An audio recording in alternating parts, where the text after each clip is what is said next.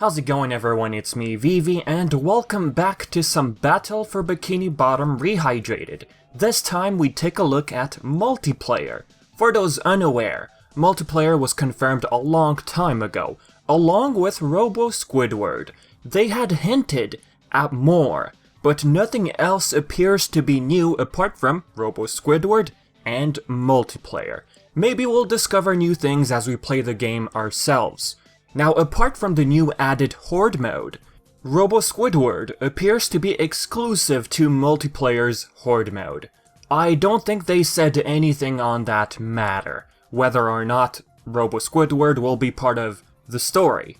So we'll just stick to, multiplayer. The word co-op, cooperative gameplay, seems to be interchanged with multiplayer. They're technically two different terms, but they are similar. Co-op means you're playing together to achieve the same goal. Multiplayer means you're playing with different people, but there's no common goal in particular. Now thinking about it, yeah, Horde mode would count as co-op gameplay, technically, since you're playing with your friend or someone random. And what I mean by random, Battle for Bikini Bottom Rehydrated will have online multiplayer and local split screen. So yes, you and your friend, or someone else, will have to go through a bunch of different waves of enemies. So looking at this part now, I believe these are victory animations, or maybe it's something for, trailer purposes? What do you think? Now, I don't think this is the character selection screen, or is it after you select them? We do have this from the trophy achievements, with 4 new playable characters: Gary, Roboplankton, Krabs, and Squidward. The background here appears to be downtown Bikini Bottom, and it appears that yes, they're using the same background for every character. Let's pause the video right here. Island 2, Wave 2. Island means basically these small sections you're gonna have to go over, and the number of enemies left appears at the bottom of the screen. As for that blue bar that appears on top of the player's head, I'm not quite sure what it is. It can't be a health bar because you have your health on top left and the top right corner. So what could it be? I mean, it doesn't even deplete, or fill up, or change color. Anywho, I'd like to also believe that Robo Squidward is the one who throw those robots at you on the field. And I do notice a difficulty spike here. The father robots, well, all the robots in general, now take 2 hit points. As a visual identifier, they remain glowing red to tell you that they're left with 1 HP.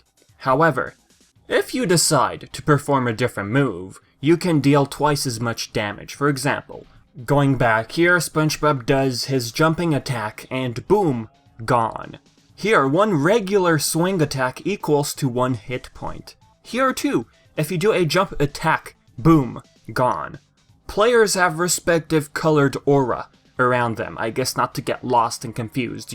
With all the chaos going on screen, it could be hard to tell where your friend is. Yep, robots now have also red targets on the ground to tell you that they're about to attack. As you complete a small island, Robo Squidward travels to a different one.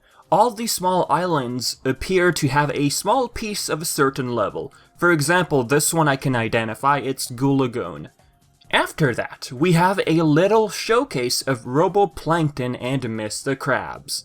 Mr. Krabs appears to be holding that sword from episode 1 Krabs Trash from Season 3. I love these little cool Easter eggs.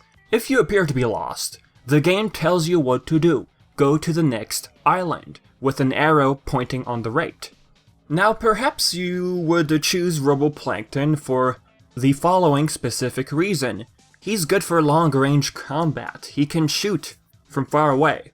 And yes, he can also perform a jump attack, like SpongeBob, if you feel like it, if you find it's necessary. You and your friend could come up with a plan accordingly. As for other things, we have Robo SpongeBob in there and Muscle Bob as Easter eggs, basically. Now we move on to Squidward and Patrick.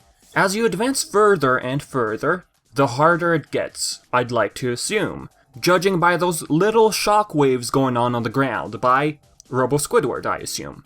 If there's enemies away from the camera, the game will tell you where to go. There's some red arrows on the left. Looking at Squidward's jump here, it's pretty high. This is what people call OP.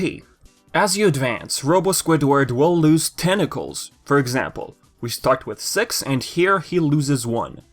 Gary's shoes, another cool Easter egg from a certain episode. It appears he's also been given a jump and dive attack like SpongeBob and Plankton. Same thing here. Using Gary's shoes, 1 hit point and gone. There's a button here. The players don't seem to be stepping on it, so I wonder what it's about. Like, is it supposed to open a certain pathway or something? With that said, here's a comparison of SpongeBob's Dream music.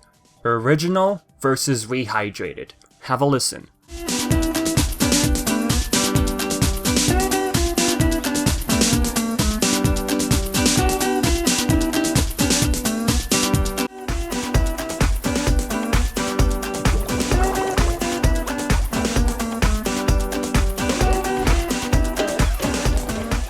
Lastly, before I forget, a German gaming magazine that goes by the name GameStar had a livestream with THQNordic in German. We have an extended look at Kelp Forest, Goo Lagoon, downtown Bikini Bottom, and Robo Patrick boss fight, along with its intro opening. Apparently, GameStar will have a separate re-upload of the content shown for Battle for Bikini Bottom, with actual audio. Will it be in English? I doubt it. We'll see what happens. Maybe they might post something in English. Maybe not. Maybe THQ themselves might post this in English. We'll see. Time will tell. So with that being said, guys, this is it for the video. As usual, questions, thoughts, if I missed anything interesting, leave it all in the comment section below. And as always, I've been Vivi, and thank you so much for watching.